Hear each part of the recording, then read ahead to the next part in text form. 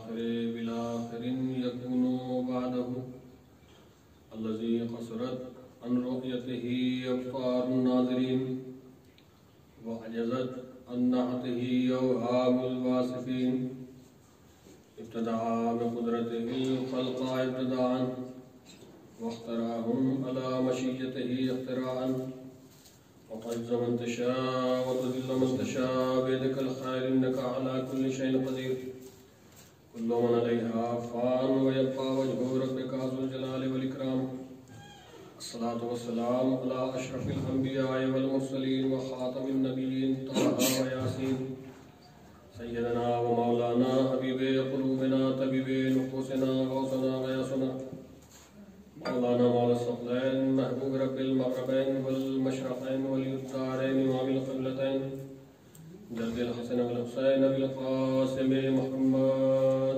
اللهم صل على محمد وعلى محمد وعلى بيته الطيبين الطاهرين المعصومين المظلومين المنتجبين المنتخبين ولعنة الله على أعدائهم أجمعين من يومنا هذا إلى قيام يوم الدين أما بعد وقد قال الله تبارك وتعالى في كتابه محكم وقوله متقن بسم الله الرحمن الرحيم لقد كان لكم في رسول الله أسوة حسنة صلوات پڑھے محمد وعلى محمد پر اللهم صل على محمد وعلى محمد حضرات گرامی قدر عزاداران مظلوم کربلا اور ماتمداران شہداء آپ حضرات کی سماعتوں کے حوالے کچھ نکات پیش نظر کرنے سے پہلے میں درخواست گزار ہوں کہ ایک مرتبہ سورہ حمد اور 3 مرتبہ سورہ اخلاص کی تلاوت فرما کر مونی فیملی، لاڑک فیملی اور تمام مرحومین کے لیے سال فرما دیں۔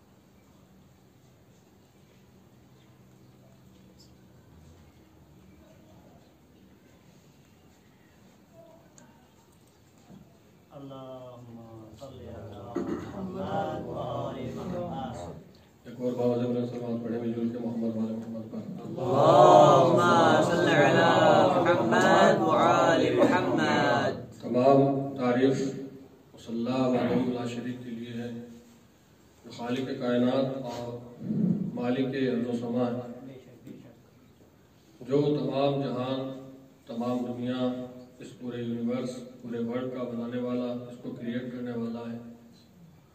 وہ خدا لائق حمد، لائق ثنا ہے کہ تمام رحمتوں کی امیدیں جس سے لگائی جاتی ہیں، اور وہی خدا قابل حمد ہے، قابل ستائش ہے کہ ہر طریقے کے شر سے امان کے لیے جس کی طرف رجوع کیا جاتا ہے۔ وہ خدا کریم ہے کہ جس سے قلیل مانگا جائے تو کثیر عطا کرتا ہے۔ وہ خدا لائق حمد ہے کہ جو اس سے طلب کرتا ہے وہ اس کو بھی عطا کرتا ہے، جو اس سے نہیں مانگتا وہ اس کو بھی دیتا ہے، جو اس کی معرفت رکھتا ہے وہ اس کو بھی عطا کرتا ہے، جو اس کی معرفت نہیں رکھتا وہ اس کو بھی دیتا ہے۔ اس کا خزانہ اتنا وسیع ہے، اتنا عریض ہے کہ بادشاہ مملکت کے خزانے وہ ہوتے ہیں کہ جب وہ کسی کو عطا کرتے ہیں تو ان کے خزانوں میں کمیاں محسوس نظر آنے لگتی ہے۔ اللہ کا خزانہ قدرت ایسا ہے، وہ جتنا عطا کرتا جاتا ہے اس کا خزانہ قدرت وسیع ہوتا چلا جاتا ہے۔ سورہ احزاب کی جس آیت کو میں نے عنوان سخن قرار دیا وہ سورہ احزاب کی 21ویں آیت، جس میں اللہ وحدہ لا شریک پوری انسانیت کے لیے، تمام امت مسلمہ کے لیے ایک ہادی، ایک رہبر اور ایک پیروکار کا بتا دے رہا ہے، بیان فرما رہا ہے کہ دیکھو تمہیں اپنی مرضی سے، اپنی چاہت سے، اپنی آرزو سے، اپنی تمنا سے شریعت محمدی میں کوئی کام انجام نہیں دینا ہے۔ تمہیں کوئی حق نہیں ہے کہ تم اپنی مرضی سے کوئی کام انجام دو۔ تمہیں نمازیں اگر پڑھنی ہے تو اس طریقے سے پڑھو جس طریقے سے میرا رسول نماز پڑھتا تھا۔ تمہیں اگر روزے رکھنے ہیں تو تمہیں روزے اپنی مرضی سے نہیں بلکہ جس طور سے جس طریقے سے رسول نے روزے ادا کیے ہیں اس طریقے سے تم کو روزہ رکھنا ہے. تمہیں نمازیں رسول کے اعتبار سے ادا کرنی ہے, تمہیں حج رسول کے اعتبار سے انجام دینا ہے, تمہیں زکوٰۃ رسول کے اعتبار سے انجام دینی ہے, تمہیں خمس جس طریقے سے رسول نے دیا ہے اس طریقے سے ادا کرنا ہے. اس لیے کہ لقد کان لکم فی رسول اللہ اسوۃ حسنہ, ہم نے تمام امت مسلمہ کے لیے, تمام انسانیت کے لیے کسی اور کو اسوہ حسنہ قرار نہیں دیا. ہم نے کسی اور کو تمہارا آئیڈیل نہیں بنایا, ہم نے کسی اور کو تمہارا آدرش نہیں بنایا. ہم نے صرف اور صرف رسول کی ذات کو تمہارے لیے اسوہ حسنہ بنایا ہے. جو کام رسول انجام دیں, جس طریقے سے رسول کام کو انجام دے, تم کو رسول کی اتباع کرنی ہے, تم کو رسول کی پیروی کرنی ہے. رسول کے علاوہ تمہیں کوئی حق نہیں ہے کہ تم اپنی مرضی سے شریعت محمدی میں کوئی کام انجام دو. تمہیں کوئی حق نہیں ہے کہ رسول نے جو طواف انجام دیا ہے تم رسول کے جانے کے بعد اس کو مزدور کرو, اس کو پابندی لگا دو. تمہیں کوئی حق نہیں ہے رسول نے جیسے نماز پڑھائی ہے اس میں تبدیل کرو, بلکہ جو کام رسول نے انجام دیے ہیں تمہیں قدم بہ قدم رسول کے ساتھ چلنا ہے. اس لیے کہ رسول ہمارے لیے اسوہ حسنہ ہے, ہم نے تمہارے لیے اسوہ حسنہ رسول کو قرار دیا ہے. تو اب پروردگار کے بارگاہ میں یہ سوال ایک ناقص ذہن میں آ جائے گا کہ اللہ وحدہ لا شریک نے رسول کو پوری کائنات کے لیے اسوہ حسنہ بنا کر بھیجا, پوری کائنات کے لیے ایک آئیڈیل بنا کر بھیجا, نمونہ اول اور ایک الگو بنا کر بھیجا کہ ہر انسان رسول کی اتباع کرے, ہر انسان رسول کی پیروکاری کرے. لیکن رسالت مآب جب اس دنیا میں آئیں گے اور 40 ہجری میں جب مبعوث برسالت ہوں گے اور 63 ہجری میں اس دنیا سے چلے جائیں گے, خاص طور سے توجہ 63 ہجری میں, اس لیے کہ میرا موضوع جو ہے سیرت سید سجاد, سیرت رسول کے آئینے میں توجہ. تو پروردگار 63 ہجری میں رسول اس دنیا سے چلے جائیں گے. اب قرآن کی آیت قیامت تک کے لیے سند ہے. قرآن کی آیت ہر اس انسان کو جو قیامت تک اس دنیا میں آنکھیں کھولے گا, اس دنیا میں پیدا ہوگا, قرآن کی آیت ہر اس انسان سے سوال کرے گی, ہر اس انسان کی ہدایت کرے گی کہ تمہارے لیے نمونہ عمل جو ہے وہ رسول ہے. اب رسول 63 ہجری میں اس دنیا سے چلے جائیں گے. پروردگار 63 ہجری کے بعد وہ کون افراد ہیں کہ جو ہمارے لیے نمونہ عمل ہو, جن کی ہم اتباع کریں. کم سے کم وہ افراد ایسے ہونے چاہیے کہ جن کی سیرت بھی رسول جیسی ہو, جن کا چلنا بھی رسول جیسا ہو, جن کا پڑھنا بھی رسول جیسا ہو, جن کا رونا بھی رسول جیسا ہو, جن کا مسکرانا بھی رسول جیسا ہو, جن کا حیض بھی رسول جیسا ہو. تو پروردگار 63 ہجری کے بعد وہ کون افراد ہوں گے, 63 ہجری کے بعد وہ کون شخصیت ہے جو ہمارے لیے نمونہ عمل ہوگی اور قیامت تک کے لیے آنے والے لوگوں کے لیے نمونہ عمل ہوگی. عجب نہیں, پروردگار آواز دے گا کہ ہم نے ایک نمونہ عمل کا نہیں, ہم نے ایک آئیڈیل کا نہیں, بلکہ 12 رہنما تمہارے لیے بھیجے. وہ 12 کے 12 رہنما ایسے ہیں کہ جن کی ذات رسول جیسی ہے, جن کے کلمات رسول کے جیسے ہیں, جن کے تمام صفات رسول جیسے ہیں. سبحان اللہ. اب دیکھیے رسول جناب سید سجاد کی زندگی سیرت رسول کے آئینے میں رسالت مآب ہے. مشہور و معروف واقعہ, رسول راستے سے جا رہے ہیں, ایک بڑھیا ہے جو رسول کے اوپر کوڑا ڈال دیتی ہے. اس نے کوڑا ڈالا, اسوہ حسنہ کے پیکر رسول کے اخلاق کا معیار یہ ہے کہ رسول نے اس کو پلٹ کر کچھ نہیں کہا. ہونا تو یہ چاہیے تھا کہ رسول کو اس پر غیظ آنا چاہیے تھا, رسول کو اسے ٹوکنا چاہیے تھا, مگر رسول کو نہ غیظ آیا, رسول نے نہ اسے ٹوکا, رسول اس راستے سے نکل کر چلے گئے.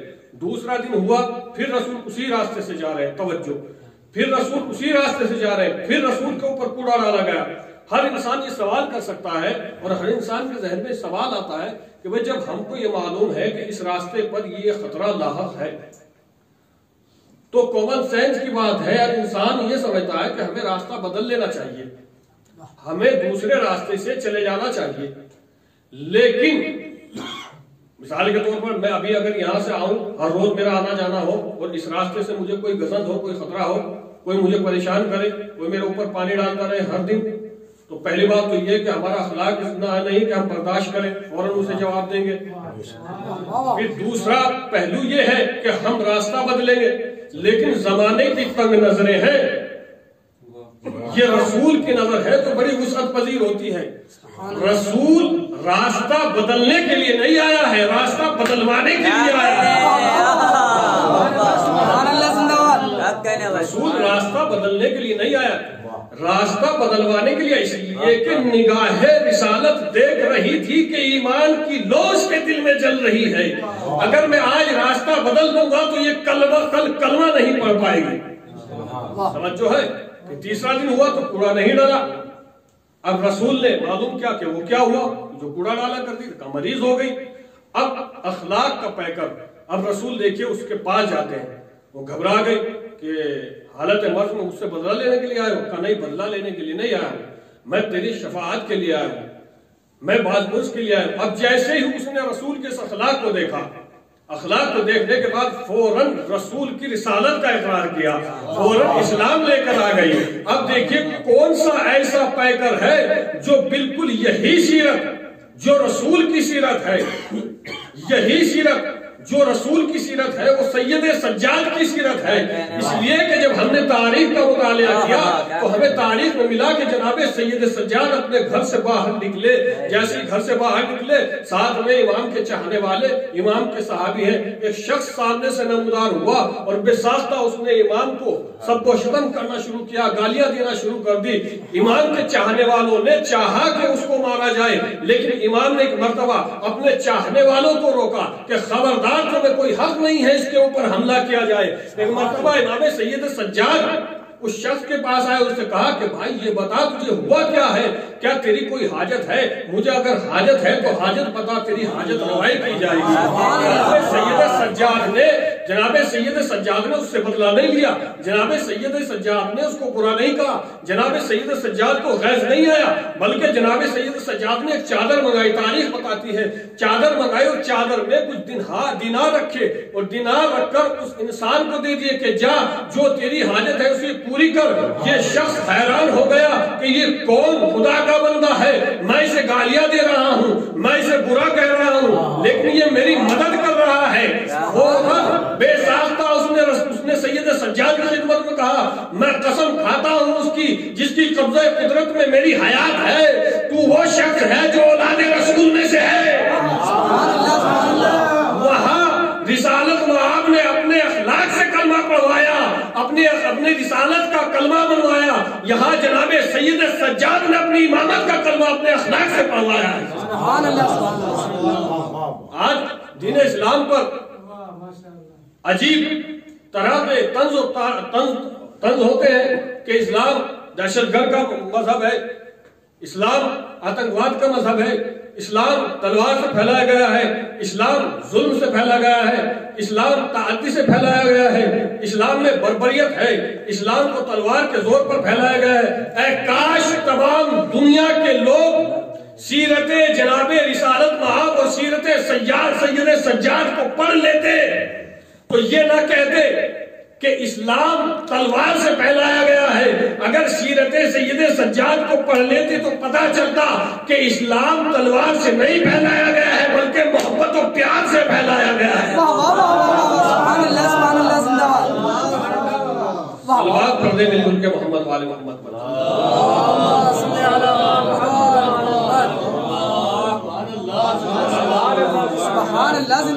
یہ دیکھیے سیرت، دیکھیے جو سیرت رسالت مآب کی ہے بالکل وہی سیرت جناب سید سجاد کی ہے۔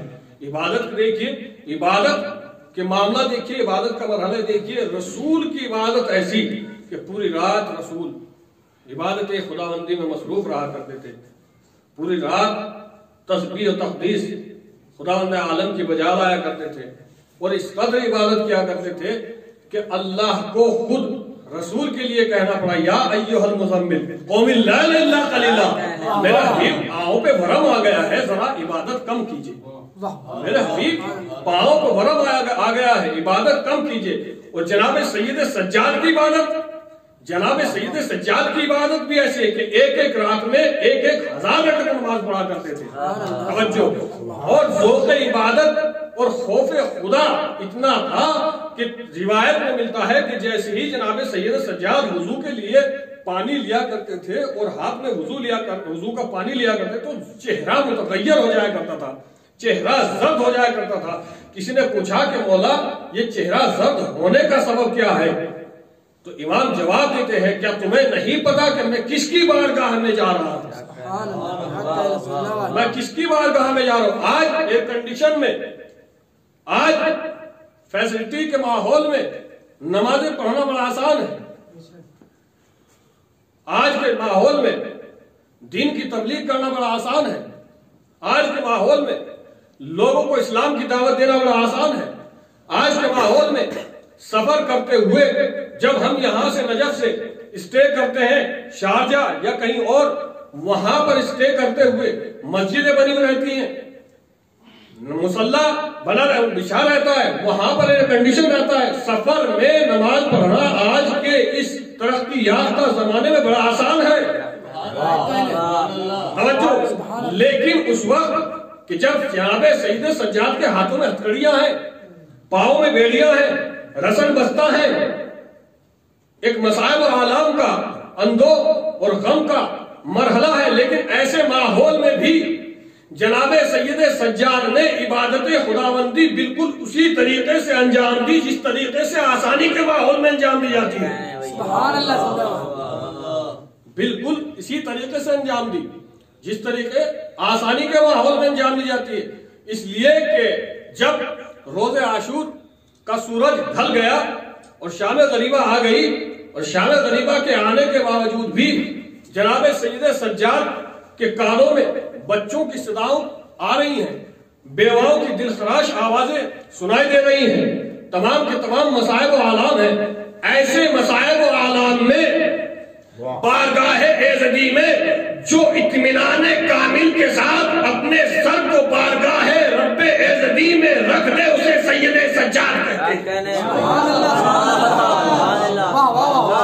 بالکل جو عبادت رسول کی تھی وہی عبادت سید سجاد کی ہے۔ اور آج یہ بات موضوع بحث رہتی ہے کہ یزید جیتا یا حسین جیتے، اور اس وقت بھی یزید کے حوالی موالی اور یزید اس بات کو ہوا دے رہے تھے کہ یزید جیتا، اور آج بھی اس کے پیروکار اس بات کو ہوا دے رہے ہیں کہ یزید جیتا۔ لیکن یزید کہ یہاں جو جیتنے کا معیار تھا وہ اس کی طاقت تھی، اس کا پاور تھا، اس کا سلطہ تھا، اس کا اختیار تھا۔ اس لیے کہ یزید یہ سوچ رہا تھا کہ میں نے ان کو قتل کر دیا ہے، میں نے ان کے جسم سے گردنوں کو اتار دیا ہے، میں نے اہل حرم کو قید کر دیا ہے، میں نے انہیں اسیر کر دیا ہے، میں تیر میرے ہیں، بھالے میرے ہیں، نیزے میرے ہیں، طاقت میری ہے، سلطہ میرا ہے، اختیار میرا ہے، پاور میری ہے، تمام کا تمام اقتدار میرا ہے، حکومت میری ہے، میں نے دربار میں انہیں گھمایا ہے، میں بازار میں انہیں لے کر آیا ہوں، میں نے ان کو قتل کر دیا ہے، تو میں جیتا۔ مگر قسم خدا کی سید سجاد نے مسئلہ یزید کا پاسا پلٹ دیا، سبحان اللہ، سبحان اللہ، اور 1400 سال پہلے اعلان کر دیا، اور جناب سید سجاد نے اس عبادت ہی کے ذریعے سے یزید کو اس کے مقصد میں مات دے کے بتایا۔ سبحان اللہ، اور جناب سید سجاد نے ڈھلے ہوئے سورج کے بعد شام غریبہ میں رات کے سناٹے میں جلے ہوئے خیمے سے اٹھتے ہوئے دھوئیں کے سامنے مصلی عبادت پر پہنچ کر نماز شب کی تکبیر بلند کر کے پوری دنیا کے سامنے یہ اعلان کر دیا کہ قتل کرنے والا جیت نہیں ہوتی، قتل کرنے والے کی جیت نہیں ہوتی، بلکہ جو قتل ہو جانے کے بعد اپنے مقصد کو قیامت تک زندہ رکھے اس کی جیت ہوتی ہے۔ سبحان اللہ، سبحان اللہ، صلوات پڑھے محمد والے محمد۔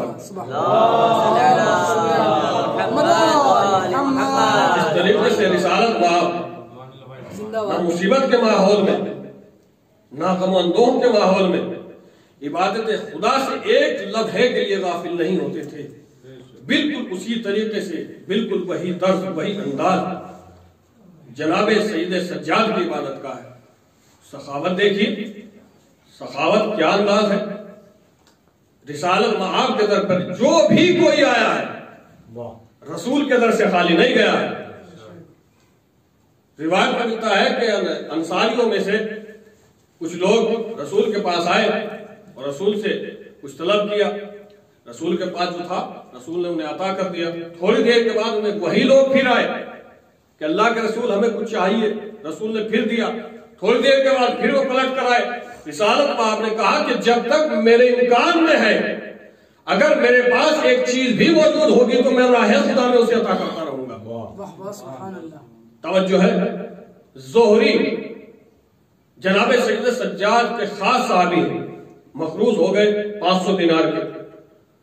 اور 500 دینار اتنی سخت نہیں ہے کہ وہ اس کا کسی کا قرضہ اتار سکے.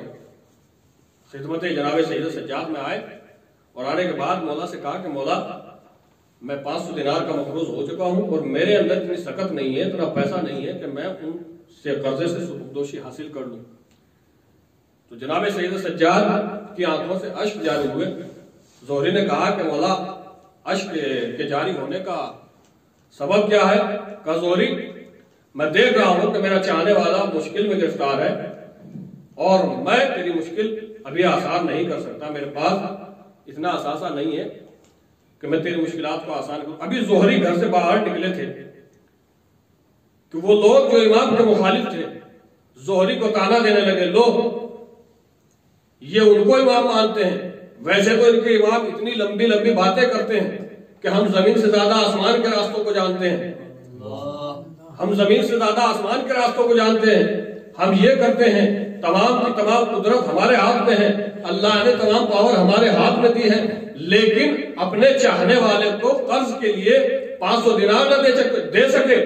زہری واپس پلٹا اور امام کی خدمت میں آیا. کہا مولا مجھے پیسہ نہ ملا، مجھے اس کا غم نہیں ہے، مگر یہ لوگ مجھے تانا دے رہے ہیں. فوراً امام نے کہا کہ اب ہمیں حکم ہو گیا ہے کہ تیری مدد کی جائے، اور فوراً کہا کہ لاؤ وہ 2 روٹیاں لے کر آؤ جو ہمارے افطار کے لیے رکھی ہیں.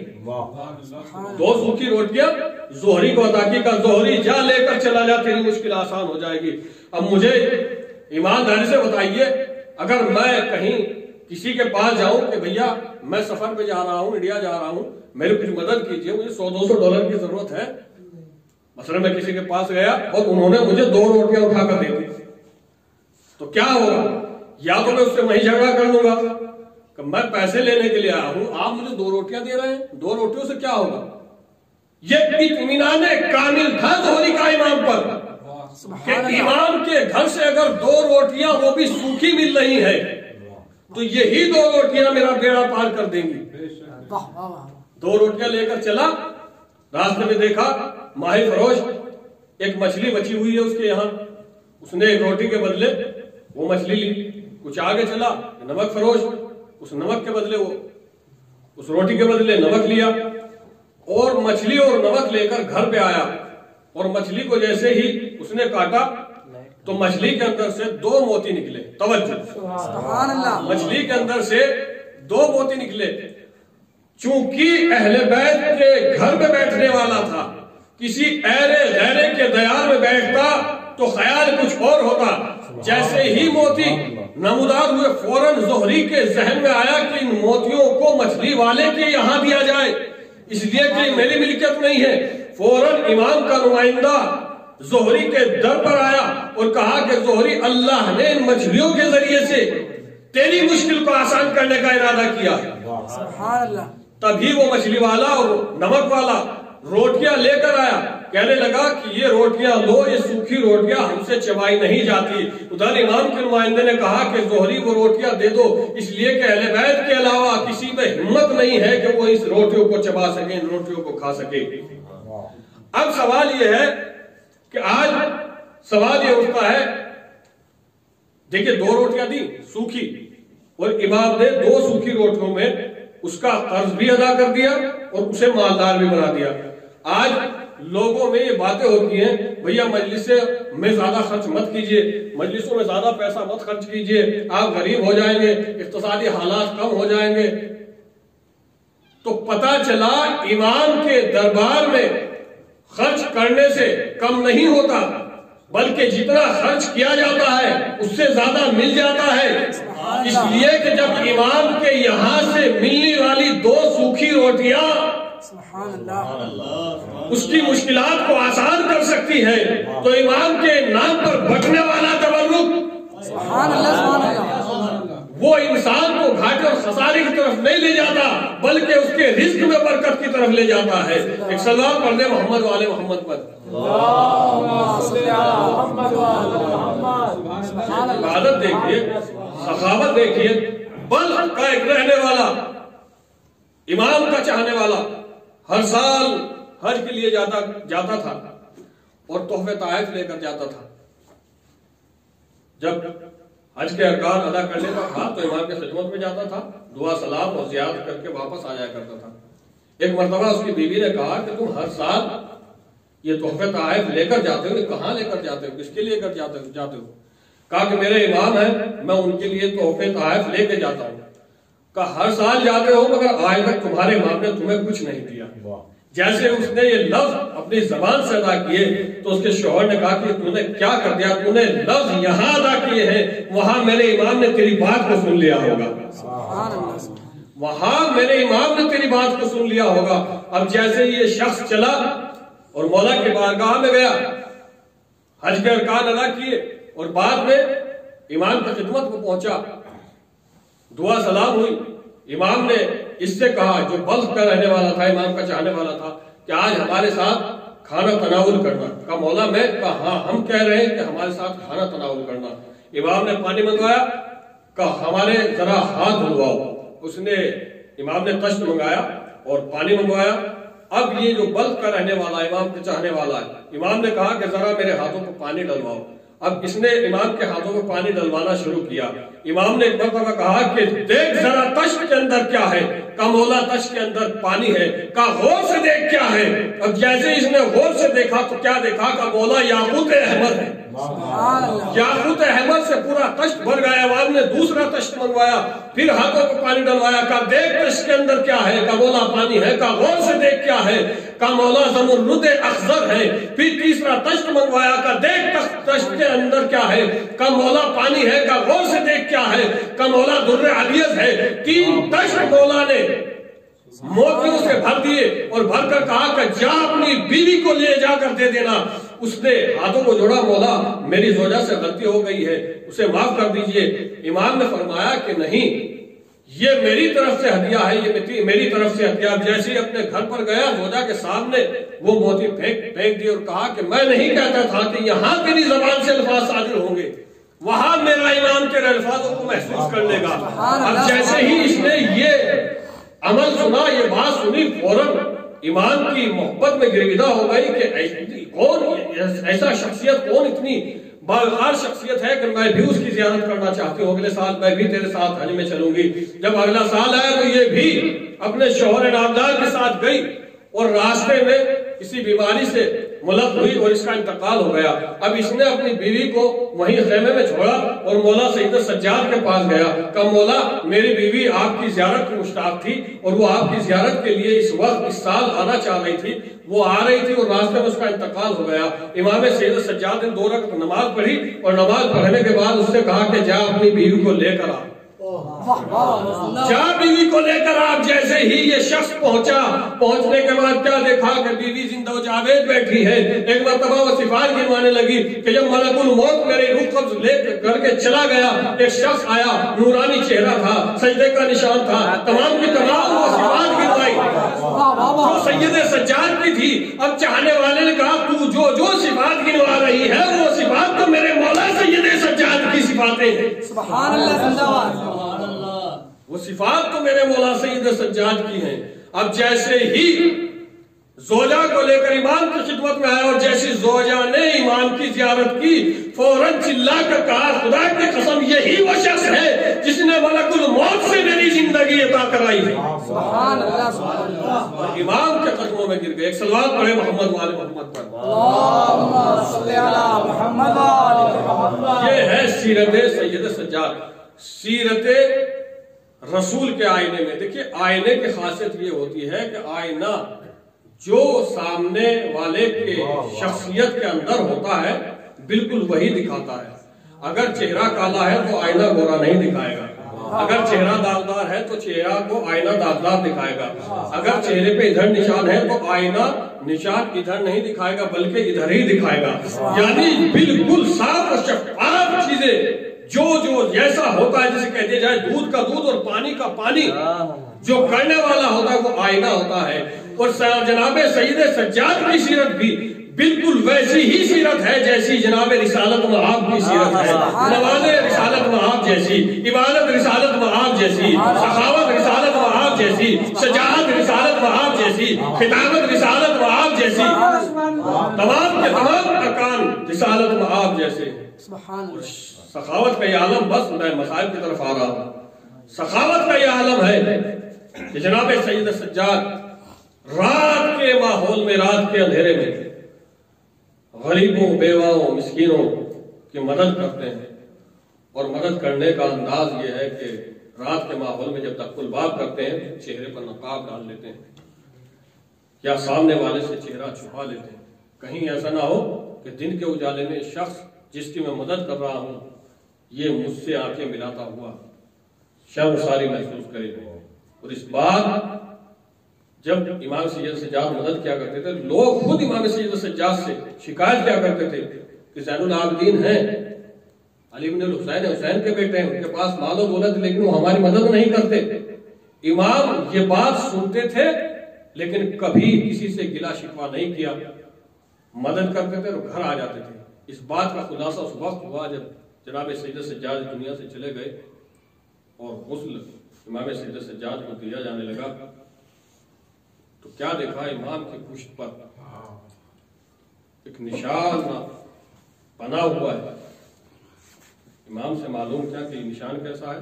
امام نے بتایا کہ میرے والد ماجد رات کے اندھیرے میں غریب اور مسکینوں کی مدد کرنے کے لیے جایا کرتے تھے اور پشت کے اوپر یہ وزن لے کر جاتے تھے، یہ اس کا نشان ہے. بس عزاداران مظلوم کربلا، وہ امام جو سیرت رسول کے پیکر میں ڈلا ہوا تھا، جو لوگوں کی ہدایت کے لیے آیا تھا، اس کے اوپر اتنے مظالم ڈھائے گئے، اس کے اوپر اتنے ظلم ڈھائے گئے کہ بعد عاشور اس امام کے ہاتھوں میں ہتھکڑیاں، پاؤں میں بیڑیاں، گلے میں خاتہ کو لٹکا دیا گیا. تاریخ بتاتی ہے کہ تو کی کیفیت یہ ہوتی تھی کہ امام کی گردن نہ نیچے ہوتی تھی نہ گردن اوپر ہوتی تھی. عزاداران مظلوم کربلا جب مصائب خطیب پڑھتا ہے اور جب فرش ازا کا مجلس فرش ازا بچھایا جاتا ہے تو جناب سکینہ کی 4 سال کی چہتی بیٹی ہے، وہ اپنی دادی کے ساتھ فرش ازا پر آتی ہیں، کہتی ہیں کہ ماں یہ کون لوگ ہیں جو پاپا حسین پر رو رہے ہیں؟ ماں یہ کون ہیں جو ہمارے اوپر ڈھائے گئے مظالم پر رو رہے ہیں؟ بی بی جواب دیتی ہے، بیٹی سکینہ یہ تیرے پاپا کے چاہنے والے ہیں. بس عزاداران مظلوم کربلا، وہ بچی کہ جس نے شہادت جناب عباس کے بعد کبھی پانی کا شکوہ نہ کیا، وہ بچی جس نے شہادت جناب عباس کے بعد پانی کا شکوہ نہ کیا. روایت میں ملتا ہے کہ شام غریبہ میں جب تھوڑا سا پانی کوزوں میں لایا گیا اور کی زوجہ کی طرف سے تو پانی جناب زینب کی خدمت میں پیش کیا گیا. ایک مرتبہ بیویوں نے جیسے ہی جناب زینب کی خدمت میں پانی پیش کیا، جناب زینب اس کوزے کو لے کر جناب سکینہ کے پاس گئیں. سکینہ کے پاس جا کر کہا، بیٹی سکینہ تم یہ پانی پی لو. جناب سکینہ نے ایک مرتبہ پھپھی اماں کی طرف دیکھا حسرت بھری نگاہوں سے اور کہا، پھپھی اماں آپ میری طرف یہ پانی لے کر کیوں آئی ہیں؟ جناب زینب نے کہا میری لاڈلی جو سب سے چھوٹا ہوا کرتا ہے پہلے پانی اسے پلایا جاتا ہے۔ جناب سکینہ نے کوزہ لیا اور کوزہ لینے کے بعد مقتل کی طرف چلی۔ عزادارہ نے مظلوم کربلا بیویوں نے پوچھا ہے سکینہ یہ پانی لے کر کہاں جا رہی ہے؟ جناب سکینہ نے کہا کہ اگر یہی مسئلہ ہے کہ پانی چھوٹوں کو پلایا جاتا ہے تو میرا بھیا علی اصغر کربلا کے میدان میں 3 دن کا بھوکا پیاسا قتل کر دیا گیا۔ عزادارہ نے مظلوم کربلا وہ سکینہ کہ جب یہ قافلہ محو سفر تھا اور شمر اپنے سواروں کو پانی پلا رہا تھا، جناب سکینہ نے شمر سے کہا ہے شمر مجھے بہت پیاس لگی ہے، مجھے تھوڑا پانی پلا دے۔ شمر نے کہا سکینہ کیا تجھے واقعاً پیاس لگی؟ کہا بہت پیاس لگی ہے۔ جناب سکینہ خاموش ہو گئی کہ شاید کچھ دیر کے بعد مجھے پانی پلائے۔ عزادارہ مظلوم کربلا کچھ دیر کے بعد شمر نے اپنے سواروں کو پانی پلانے کے بعد ان کے جانوروں کو پانی پلانا شروع کیا۔ جناب سکینہ اس امید سے کھڑے رہی کہ یہ شاید مجھے پانی پلائے گا۔ عزادارہ مظلوم کربلا اس کے بعد شمر نے ایک بچی کے سامنے دہانہ مشکیزے کو کھولا اور ریت پر بہا دیا۔ بچی پانی پر لیٹ گئی۔ ایک مرتبہ چچا عباس کو آواز دیا، امو عباس ارے یزیدی فوج ہمیں پانی نہیں پلا رہی ہے۔ عزادارہ مظلوم کربلا جناب سکینہ کے مصائب کو دیکھیے، اس زندان میں اہل حرم کو رکھا گیا کہ جس کی چھت نہیں تھی، جہاں سردیوں میں زیادہ سردی لگا کرتی تھی، جہاں گرمیوں میں شدید گرمی لگا کرتی تھی۔ ایک روز وہ آیا، ایک شب وہ آئی کہ جناب سکینہ نے ایک مرتبہ اپنے بابا کو خواب میں دیکھا۔ جیسے ہی جناب سکینہ نے امام حسین کو خواب میں دیکھا، مولا حسین بچی سے کہہ رہے ہیں میری لاڈلی ہم تجھے لینے کے لیے آئے ہیں۔ ایک مرتبہ جناب سکینہ اٹھی، اٹھنے کے بعد قید خانے میں کبھی اس کونے میں جا کر کھڑی ہو جاتی ہیں، کبھی اس کونے میں جا کر کھڑی ہو جاتی ہیں۔ جناب زینب نے کہا سکینہ کیا ہوا، پریشان کیوں ہو؟ کہا جناب سکینہ نے جواب دیا کہ بابا بھی مجھے لینے آئے تھے، بابا میری خان میں آئے تھے، مجھے بابا کے پاس جانا ہے۔ سکینہ اتنا روئی کہ اس دربار میں یزید کی نیند پریشان ہو گئی۔ یزید نے کہا کہ یہ کون ہے جو اتنا گریہ کر رہی ہے؟ کسی نے بتایا کہ یہ حسین کی بیٹی سکینہ ہے جو اپنے بابا کو یاد کر کے رو رہی ہے۔ یزید نے کہا کہ جاؤ اسے اس کے باپ کا سر دے دو۔ عزادارہ مظلوم کربلا ایک تشت منگایا گیا، تشت میں جناب سرکار شہداء کا سر رکھا گیا، اس تشت کے اوپر کپڑا ڈالا گیا۔ عزادارہ مظلوم کربلا جناب سکینہ کی طرف جب وہ تشت پیش کیا گیا، جناب سکینہ نے کہا مجھے کھانے کی ضرورت نہیں ہے، مجھے پینے کی ضرورت نہیں ہے، مجھے اپنے بابا سے ملنے کی احتیاج ہے۔ ایک مرتبہ جو اس کپڑے کو ہٹایا، بچی نے باپ کا سر دیکھا۔ ایک مرتبہ لاڈلی بچی تڑپ گئی، دوڑ کر اپنے بابا کے سر کو گود میں اٹھایا، اپنے بابا کے چہرے پر چہرے کو رکھ دیا۔ بابا میرے تماچے مارے گئے، بابا میرے کانوں سے گوشوارے چھین لیے گئے، بابا میرے کانوں سے خون جاری ہے۔ بچی بہن کرتی کرتی خاموش ہو گئی۔ سید سجاد نے جناب سکینہ کی نبض کو پکڑا، ایک مرتبہ بلند آواز سے کہا انا للہ و انا الیہ راجعون۔ جناب سکینہ کی روح جنت کو پرواز کر گئی۔ الا لعنت اللہ قوم الظالمین، الا لعنت اللہ شیطان۔ پروردگار ہمارے اس خلیل سے عبادت کو قبول فرما، ہمارے خلیل سے عبادت کو ذریعہ نجات فرما۔ پروردگار امام زمانہ کے ظہور میں تعجیل فرما۔ ربنا تقبل منا انک انت السمیع العلیم۔ ایک مرتبہ سورہ الحمد اور 3 مرتبہ سورہ توحید کی قرأت فرما کر